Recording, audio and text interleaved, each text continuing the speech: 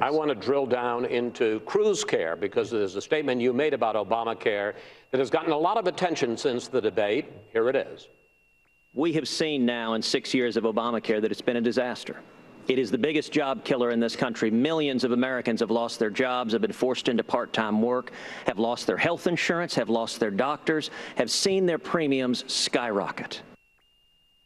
But, Senator, the fact checkers say you're wrong. Since that law went into effect, the unemployment rate fell from 9.9% to 5%, as 13 million new jobs were created, and 16.3 million people who were previously uninsured now have coverage. Now, don't get me wrong. There are plenty of problems with Obamacare, but more people have jobs and health insurance than they did before Obamacare. Chris, the media fact checkers are not fair and impartial.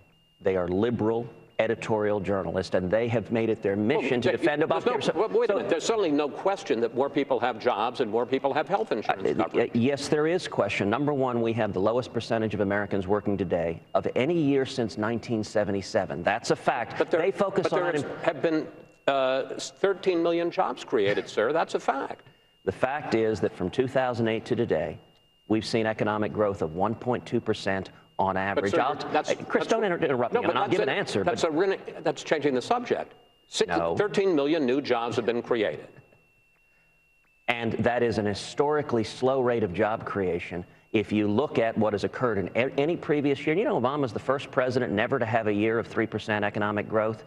Millions of people in this country are hurting. And one of the problems is you've got the elite, the Washington elite. The rich have gotten richer under Barack Obama. The top 1% earn a higher share of our income than any year since 1928. But working men and women are hurting. And I'll tell you, you know, representing Texas, one of the things I do when I go home is I host small business roundtables. And I'll bring together 10, 20, 30 small business owners around the table and just ask them, share what's on your heart, share what you're thinking about, share what you're praying about.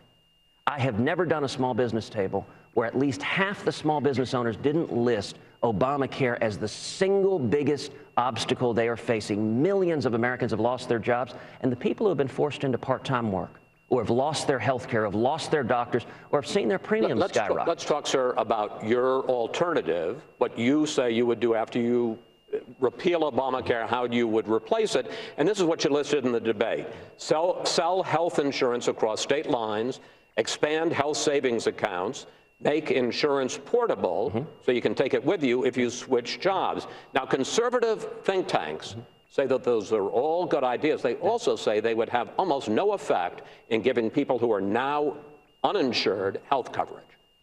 Well, that's simply not the case. So, for example, the biggest barrier to access is cost. If you want more people covered, what you want is lower cost. When you ask people, why don't you have health insurance, they say, gosh, I can't afford it.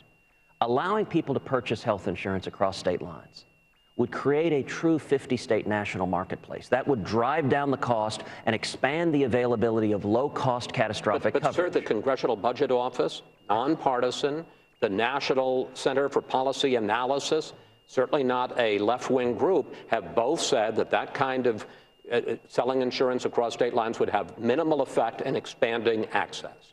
Listen, I can't speak to what the CBO can say. What I can tell you is if you want more people to have choices, you want more choices and lower costs. That's what gives more people health insurance. If you want fewer people to have health insurance, you want fewer choices and higher costs, which is what Obamacare does.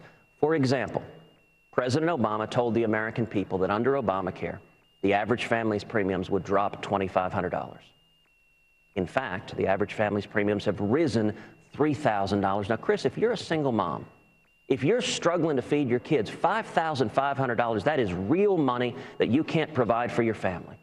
And this law is a disaster. People are hurting. I'll tell you, as I travel the country, everywhere I go, I talk to people. You know, we had an event Friday night. Let me give you an example. We're running out of time, and you guys agreed to 10 minutes, so I just want to ask you two more questions. Look, nobody doubts there are problems with Obamacare. I just wanted to explore those issues with you. Sure, happy to.